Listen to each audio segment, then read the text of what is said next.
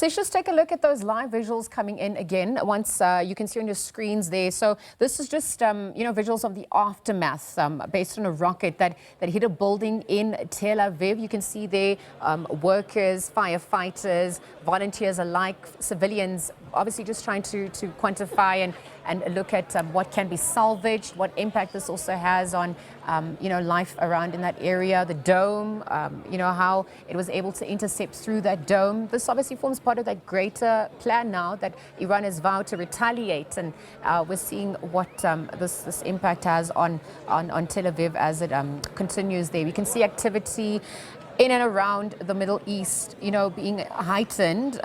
Given the timeline of this conflict, the airspace closures now that have also highlighted how airspaces for Iran, for Israel, for Jordan, Qatar, Iraq, the UAE have been closed, and what this then means, for travelers alike as well, and also just some of the retaliatory missile pathways that both sides are going to be using as that conflict continues. And we're trying to obviously make sense of those developments, speaking to our various reporters as well, but also getting analysis from our experts. A former ambassador at this point and Director of Risk Recon, Dr Kingsley Makhubela, is also going to be weighing in view of what's transpired. Let's get some thoughts there. Dr. Kingsley, good afternoon, and thank you for just for joining us at this hour. We're really trying to make sense of the developments, understanding the current conflict in relation to what has transpired, given the major escalation in the Middle East, raising fears of a wider regional war as well. Let's get your thoughts, understanding the context of what this is all transpiring in, and the proxy wars that we also need to be monitoring in real time, given these developments. Good afternoon, Lisa. So wonderful to talk to you after some time. Lisa, what's going on here is totally unprecedented.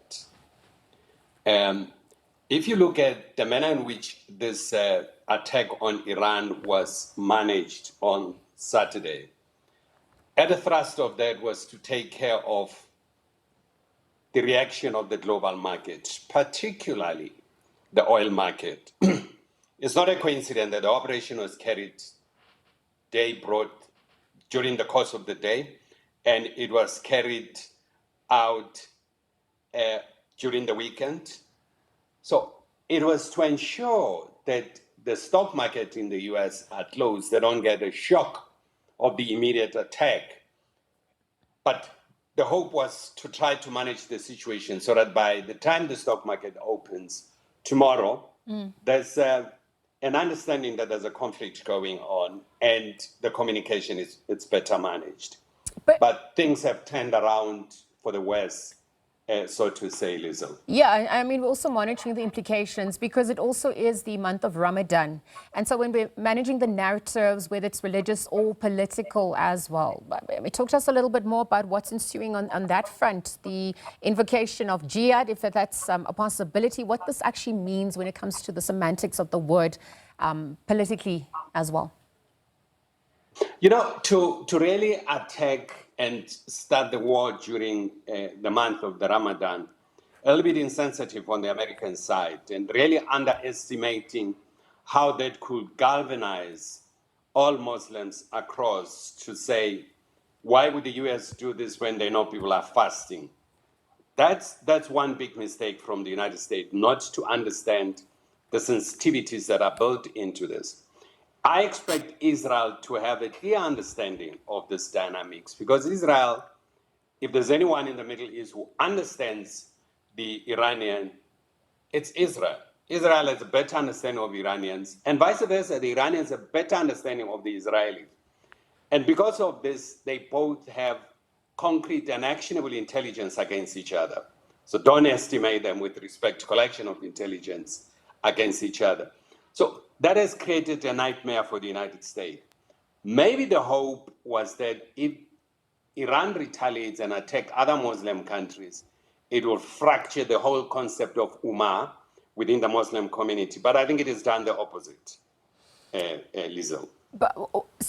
Then we look at the measures that can be implemented. And thank you for speaking to some of those dynamics, because legally, international law debates ensuing, the UN Charter principles that we're obviously trying to ascertain, the violations thereof legally, the escalations that now come. Tell us a little bit more about that. Why am I asking this? Because we're obviously trying to look at the UN structurally, how relevant it also becomes in managing the dynamics.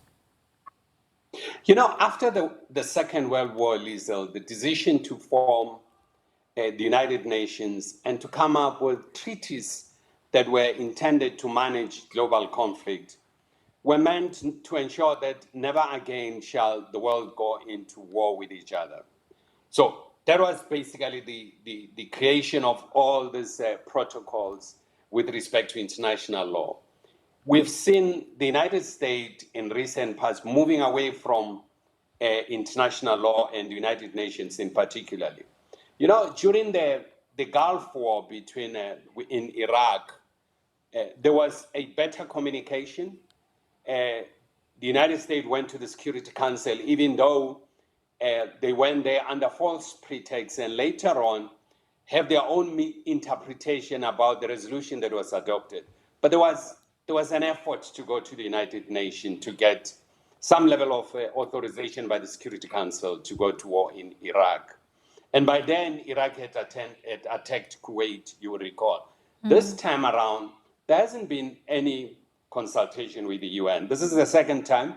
Last year, when Trump attacked nuclear sites in Iran, he did not consult the UN again. Yep. He did not consult the UN again this time around. So the question we all should be asking ourselves, Liesl, is that are we seeing the end of international law?